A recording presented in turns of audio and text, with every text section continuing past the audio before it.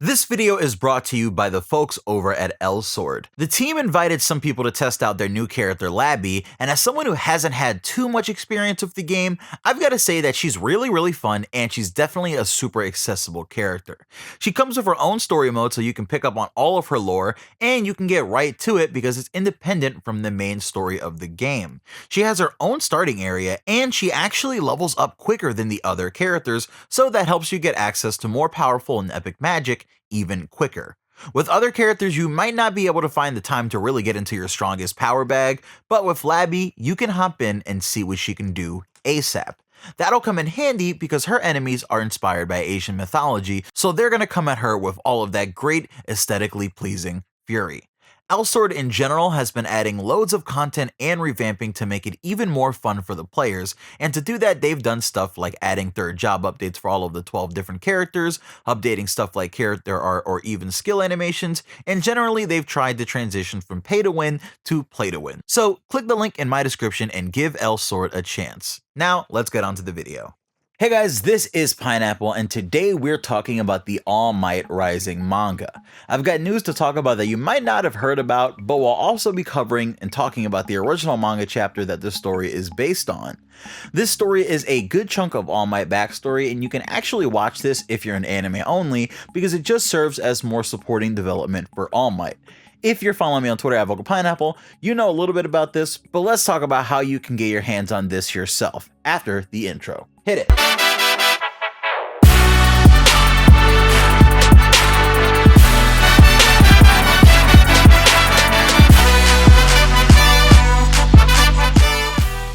Okay, so what is My Hero Academia All Might Rising? Well, when My Hero Academia The Two Heroes was coming out, they decided to release a short side manga as well. This little manga booklet covered the story of Nana Shimura's final moments and how All Might goes from being just a student at UA to progressing on his journey to becoming the symbol of peace. This manga honestly could have been bigger, and I always wanted to see more of it, but now we'll have a chance to see it in its animated form because the My Hero Academia Movie Plus Ultra Edition is coming with the OVA version of this special chapter. I'm not sure if the OVA is coming with the English Plus Ultra Edition of the movie, but the Blu-ray for the movie is out on March 26, so I'm sure we'll hear more details about that soon. This is really exciting because this special chapter has never been animated before, and if it's a full 24-minute OVA episode, that means that we'll likely be getting additional scenes and backstory to this already very interesting special chapter. This chapter is available online, but I'm going to talk about my first thoughts while I was reading the full chapter in English for the first time. This serves to show you guys my thought process when I'm checking out new My Hero stuff, but it also serves as a kind of breakdown and page-by-page discussion of the All Might Rising manga. We'll also be talking about how these scenes might have more importance later in the manga, and that might have some spoiler stuff attached to it, so I'll make sure to put a spoiler warning when we start getting into any manga stuff. So on the first page we see All For One and Nana Shimura facing off against each other. On this page, the first thing I noticed was that there are things coming out of the ground that seem to be controlled by All For One. These rocks, pipes, and cables are really gross when you look at them, and it makes me think that All For One has to have a quirk that allows him to turn inanimate objects into living things. If not, then he at least has to have the ability to give them living attributes, because we see that the things that are affected by his quirk are disgusting Junji Ito-like figures. There's rocks and poles with eyes and mouths and skin all over, and you can even see organs and spines just all over the place. It's interesting that this manga started off with a page filled with some grotesque stuff because it really hammers in the true horror of All For One. We've seen him do some pretty scary stuff because he wiped away the team that was sent to check out the Nomu factory, and then he pretty much had a huge battle to the death with All Might in the middle of a major city, which ended up with All Might defeated and All For One generally okay when you think about it. I mean, All Might came out of that fight retired and unable to continue operating as a hero, and All For One came out of that fight in rather good shape and in a prison that he probably planned to be put in from the beginning. That's just kind of how All For One works.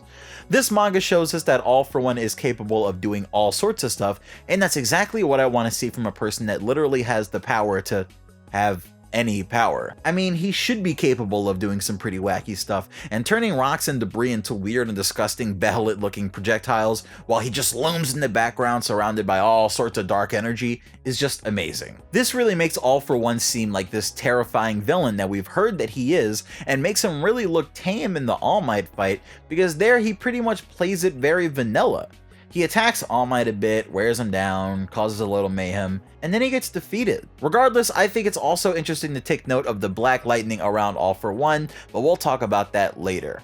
On page 2, we see an injured Gran Torino grabbing All Might, who actually doesn't look all that battle damaged, if he's battle damaged at all.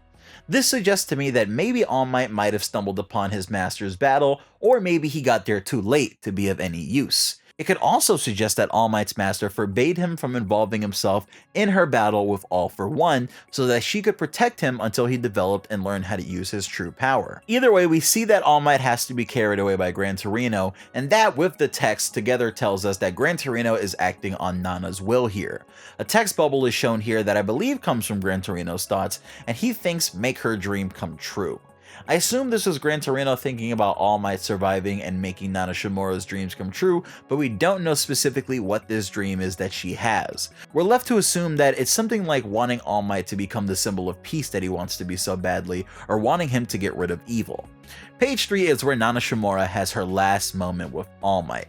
I mean, All Might is already in the air being flown away by Gran Torino, but Nana calls out his name and she points to him and tells him that she's leaving it all up to him. This scene is really emotional, which we will get into, but it also serves as a direct parallel to All Might pointing at Deku and telling him that he's next during the telecast of the aftermath of the All For One fight in Season 3. We see how much All Might's master influences him all the time, but it's cool to see that even in dire times like this, the thing that All Might thinks is the coolest or most appropriate for the moment is something that mimics what his master would do. The writing in the series is honestly so consistent when it comes to All Might and his relationship and idolization of his master, and that carries over to Deku and All Might as well. Nana turns to All For One after telling All Might that it's all up to him.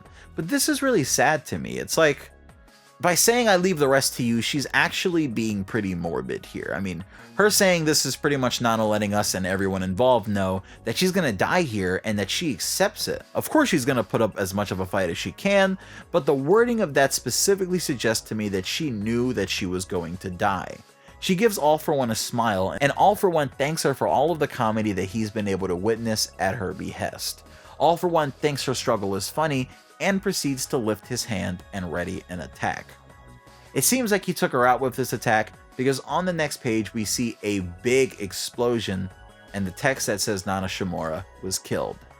She leaves behind All Might and Gran Torino, with All Might being only 18 years old. On page 5, we see Toshinori training with Gran Torino, and this is actually a callback to All Might's flashback in Season 2 of the anime, where he thinks about Gran Torino's tough training and how terrified of him he is because of it. Here we see Gran Torino just beating the heck out of All Might, and it's also good to mention here how All Might looks. He's not quite the big beefy guy that you know and love, but he has a sort of buffer Mirio type body. That's intriguing because a lot of people think that his muscle form comes from One For All somehow, but this suggests that he just got bigger thanks to his training with Gran Torino, because he progressively gets bigger when you look at the timeline of his appearances. Maybe activating One For All lets him get back into his prime body mass or something. My personal theory has always been that All Might's muscle form doesn't really make sense because it's partially played for gags, but that's just me, I'm sure. It seems like Gran Torino is just beating All Might's butt here, but honestly, this reminds me of one of those scenes in manga where someone just has to get some steam off and their teacher just digs into them. I'm sure that All Might is blaming himself for what happened to his sensei, and I'm sure he's mad about it from different levels. I mean, he could be mad at Gran Torino for taking him away, maybe thinking that he could have helped, and he could be taking extra punishment from Gran Torino because he blames himself somehow. Either way, Gran Torino being harsh in his training and telling All Might to man up because if he doesn't, he'll get defeated just like Nana, is really good for All Might ultimately, because it's the sort of real talk that he needs to hear to get control of his situation. All Might's frustration runs over and he says that he doesn't know what to do. Gran Torino kicks him and puts him down, and he digs into him a bit. "You're supposed to be the symbol of peace, right? Isn't that what you call yourself?" He continues on to tell All Might that he has no chance against All For One, and he talks about how All For One has been around for more than 100 years. All Might looks defeated on the floor, and he cries that as the holder of One for All, he should have at least been able to protect his master, who was fighting with the last flame of the quirk inside of her. Gran Torino agrees that it was too early for her to die to All for One, but this makes me think that Gran Torino holds a little bit of resentment for All Might here, but I ultimately think he believes in Nana's choice. The two go back and forth a bit more, and on the next page we see that All Might is crying uncontrollably. He says that he thought of Nana as his own mother. Gran Torino gets ticked off by this and grabs All Might by the collar. He tells All Might to gather up a bunch of experience, because that's what he needs. Their enemy has over 100 years of experience in fighting and all sorts of things, so All Might has to get as much experience as he can. While he's in school, Gran Torino is going to train his body up, and afterwards, Gran Torino wants All Might to transfer to somewhere overseas to get some real work experience in. All Might protests, but it's clear that Gran Torino is trying to get All Might away from All for One's grasp. He asks All Might if he knows why Nana forced him to escape, and All Might looks clueless, and then Gran Torino tells All Might to save his power. I think this scene means that Nana had full faith that All Might would be the one to defeat All for One. On the final pages, we see a new Toshinori Yagi. His two little bangs aren't so long anymore, and he actually styled them so that they stick up. His hair is slicked back, and overall, All Might looks like a powerful and healthy young man that's ready to save anybody that he can. All Might looks in the mirror, and he still looks hurt and broken over what happened to his master, but he looks at his face and he thinks to himself that a true hero always has to smile and tell everyone that they're okay, because if they don't, the people won't have absolute faith in them. His master's words echo in his mind, and they say that those who always smile are the strongest of them all. On this page, we see All Might widening a smile like his master does in the flashback that we saw during the All for One and All Might fight in Season 3 of the anime.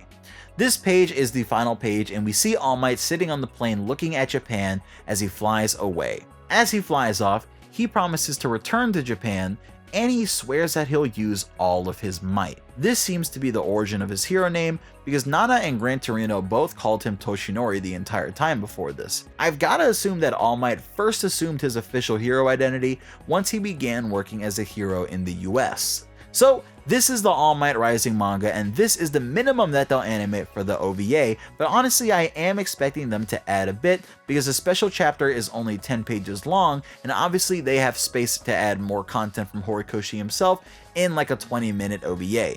There's no confirmation on the OVA being the size of a regular anime episode though, so be aware of that too.